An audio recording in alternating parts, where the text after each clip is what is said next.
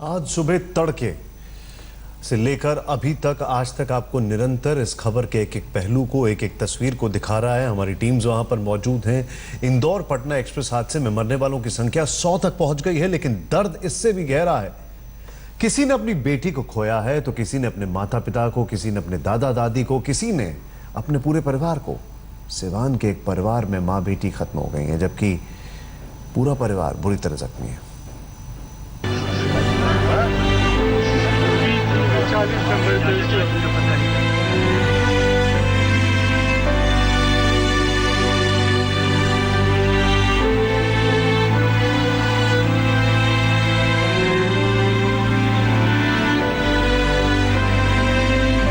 Train हादसे की सबसे दर्दनाक कहानी।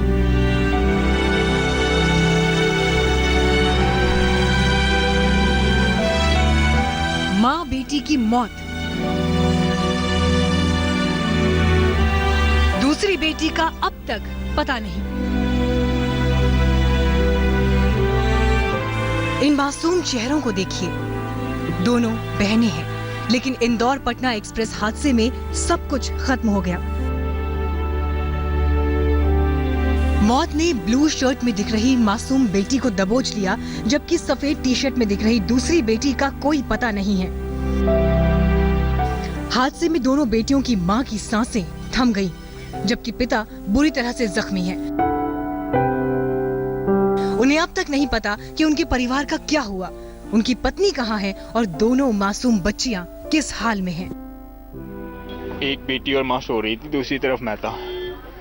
कोलाइड हुआ, सब खत्म हुआ सर। अचानक सब खत्म हो गया।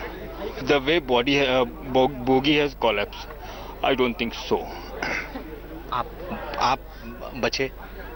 मैं बचा था। मेरा एक पैर फैन में फंसा हुआ था, फैन आके फंसा हुआ था, बाकी मेरी बॉडी सेफ रह गई थी। I don't know. ये भरा पूरा परिवार बिहार के सिवान का था। पूरा परिवार इंदौर से पटना लौट रहा था, लेकिन किस्मत को शायद कुछ और ही मंजूर था। साल की सबसे बड़ी ट्रेन दुर्घटना में सब कुछ बिखर गया। उखराया से बालकृष्ण के साथ आज तक ब्यूरो।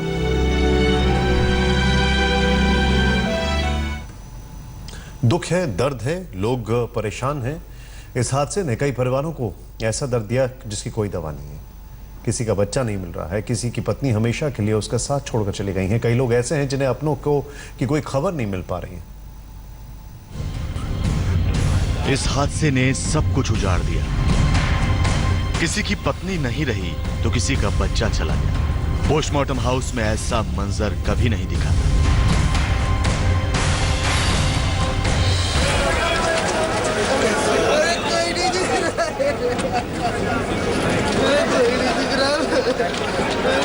ऐसे हादसे के बाद अपनों के नहीं मिलने का दर्द सोनी परिवार से ज्यादा कौन बयां कर सकता है।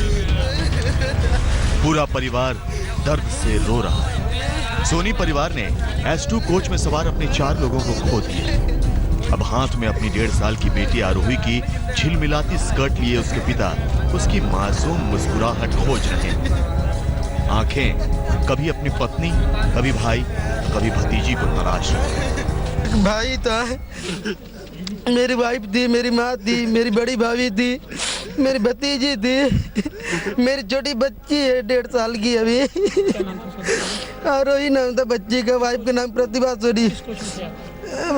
S2 में हम तो बाइक कार आ रहे थे इन लोगों को बैठा कर।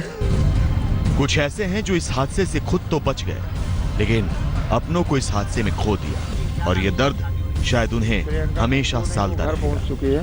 मेरे साथ में मेरी पत्नी थी शांति देवी, मेरे भाई की औरत थी निर्मला, एक बच्ची है पूजा, जिसमें हादसे में हम और निर्मला और भाभी तो घायल हुए, मेरी पत्नी शांत हो गई है। कानपुर देहात के जिस अस्पताल में शवों को पोस्टमार्टम के लिए ले जाया गया, वहां परिजनों का रो रो कर बुरा हाल है। परिजनों का कलेजा फट पड़ा है। अपनी आंखों के सामने अपनों की लाश देखकर वो सुध बुध खो बैठे। बालकृष्ण, कानपुर, आज तक। इंदौर से चली इस ट्रेन की मंजिल पटना थी। ट्रेन में सफर कर रहे लोगों को इस बात की भनक नहीं थी कि मंजिल से पहले पुखराया में उनमें से कई की मौत एक रेल हादसे के रूप में आएगी। पटना में कई परिवार ऐसे हैं जिनके अपने भी इस मौत एक्सप्रेस में सवार थे। अब इन्हें अपनों की सलामती की खबर का इंतजार है।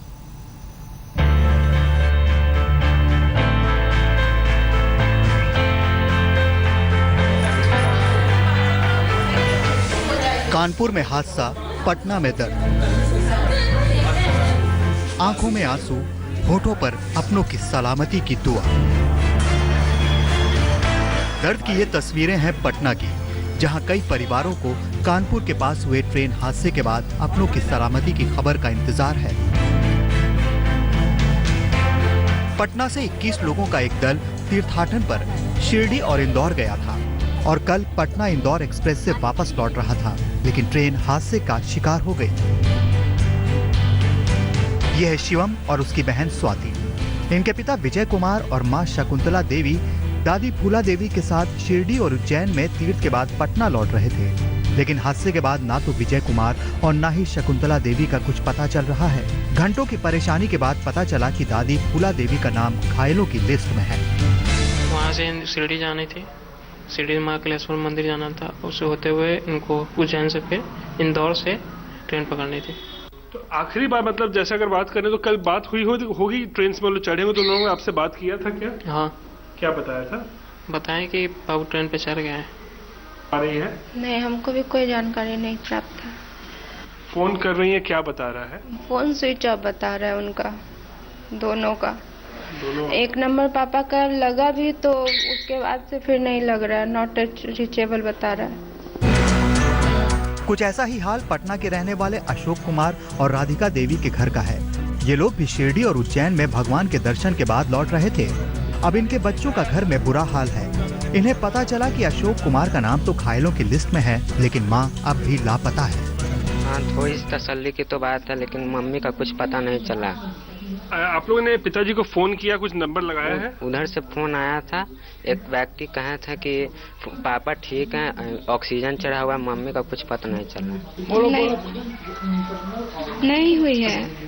थोड़ा बहुत पापा के बारे में पता चला है कि उनका तबीयत ठीक है, अभी हॉस्पिटल में है, और उसके बाद मम्मी के बारे में कुछ पता नहीं चला है। परेशानी का पल होगा आप लोगों के लिए बहुत ही है।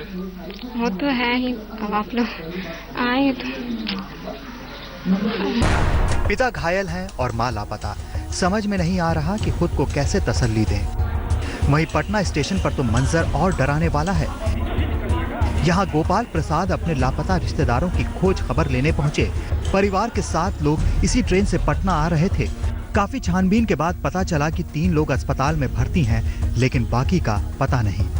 अभी हमको ये जानकारी मिली है कि 3 आदमी के बारे में कि वो हॉस्पिटलाइज हैं, हॉस्पिटल की तरफ जा रहे हैं। अच्छा। हाँ, और अभी हम आए हैं यहाँ इसलिए वहाँ जाने के लिए, तो हमको ये पता चला कि अभी जो भी ट्रेन आएगी उससे आपको भेजा जाएगा वहाँ। ये लोग कहाँ गए थे? लोग कहाँ से आ रहे थे? महाकालेश्वर। हाँ, वहाँ से आ रहे हैं। अब आंखों में डर है और दिल में बस यही दुआ कि उनके अपने इस हादसे में सलामत हों। सुजीत झा के साथ रोहित सिंह, पटना।